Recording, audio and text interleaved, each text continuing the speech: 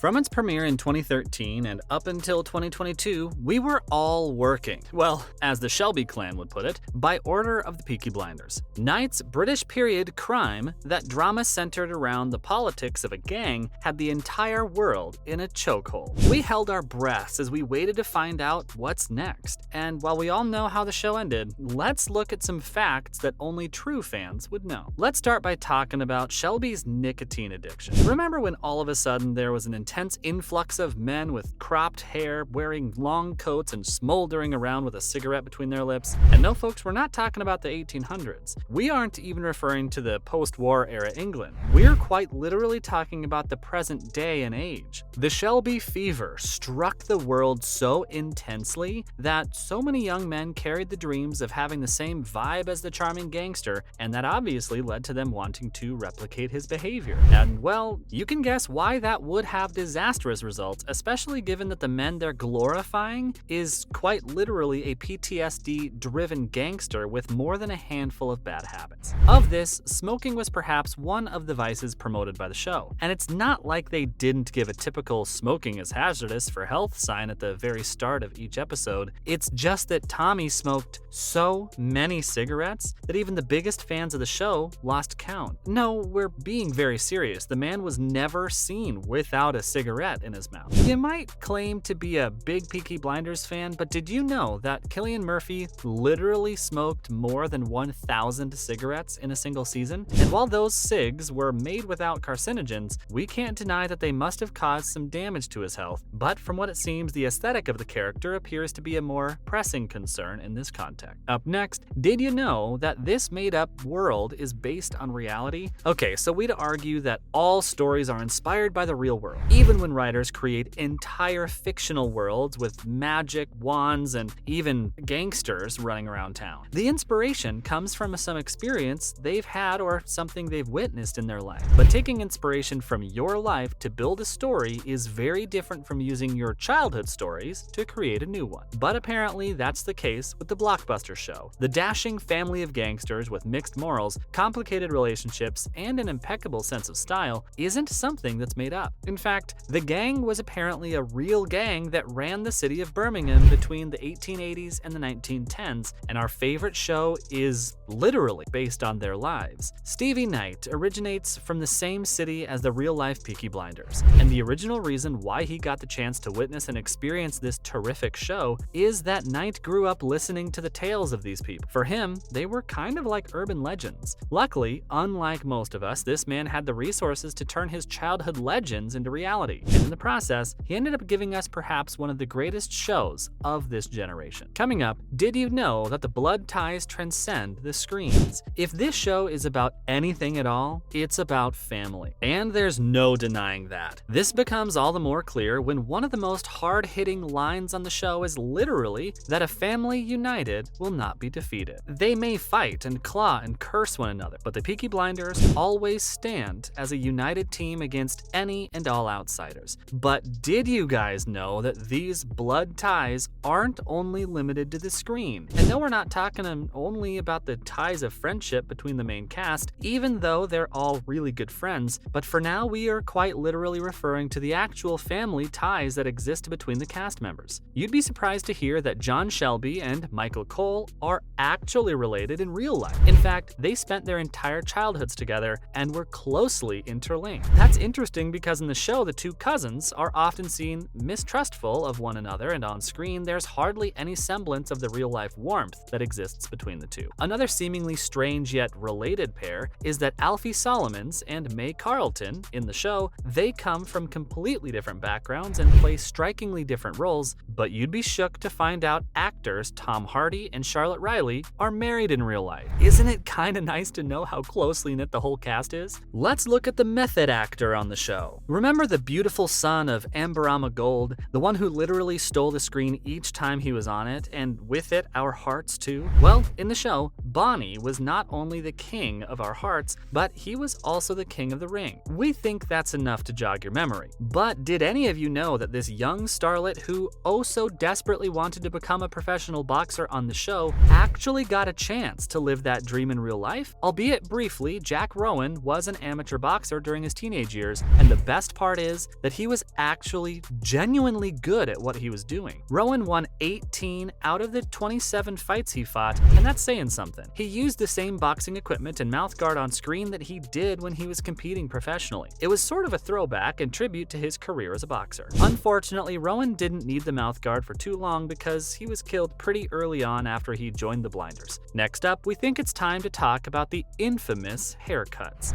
The thing that pushes a show from a good show to a great one is the attention they pay to detail. The costume, the lighting, the dialogue, the set, the historical accuracy of the timelines. All of these things are crucial in determining the outcome of a show. And you'd all be surprised to know that Peaky Blinders pay special attention to the little details. And when we say little details, we really mean the littlest ones, because the smallest things can create the biggest impact. Take the famous Peaky Blinder cut, for example. The cut always has a name. It's called the undercrop cut. The Peaky Blinders stylist, Los Schiavo, revealed in an interview that they actually went through dozens of pictures of men from Glasgow and their attire during the post-war period. Apparently, the haircut has historic roots based on utility. And interwar Glasgow, men mostly had short cropped hair because this was more suitable in street fights. We can imagine, less hair for the enemy to pull on, no wonder. Women have more intense catfights. Also, another interesting reason for the short hair was to protect themselves from the lice outbreak that had hit the city. Even though none of these issues are explicitly addressed or acknowledged in the show, we really do think it's intriguing that the writers paid a lot of attention to the historical aspect of the show. Let's look at how the show makers kicked out Weinstein. Did you know that Harvey Weinstein and his company were actually part of the American distribution channels of the show? Oh wait, let's backtrack for a second there. Do you guys remember Mr. Weinstein? The Hollywood mogul was one of the first people to get canceled after the rise of the #MeToo movement.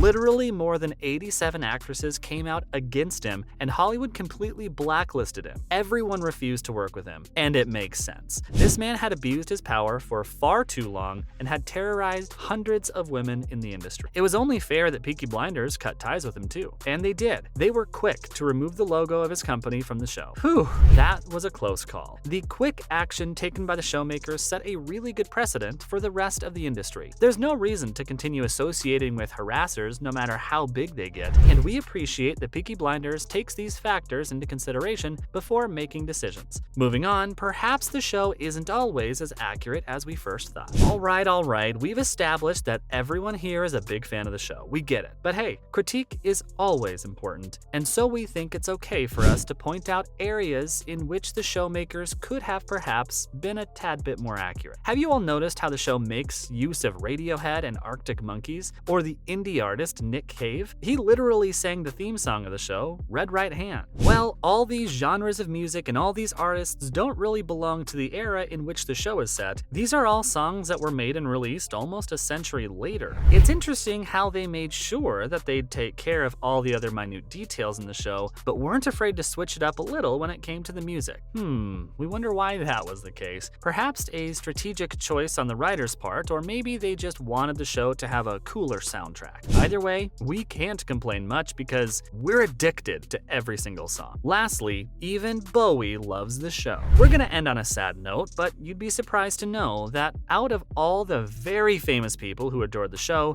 David Bowie was at the top of the list. In fact, he loved the show so much that he even sent Murphy a picture of himself in the typical Peaky Blinders aesthetic and with razor blades in his coat. If that's not typical fanboy behavior, we don't know what is. But the fanboying didn't stop there. Bowie even offered to sing a song for the final season of the show. The deal had been signed, but sadly for all of us, he passed before the final season ever came out. Alas to say, the world missed out. And on that note, it's a wrap for today. Do you know any more BTS facts about the show? Let us know in the comments below. If you like this video, subscribe to our channel. See you next time.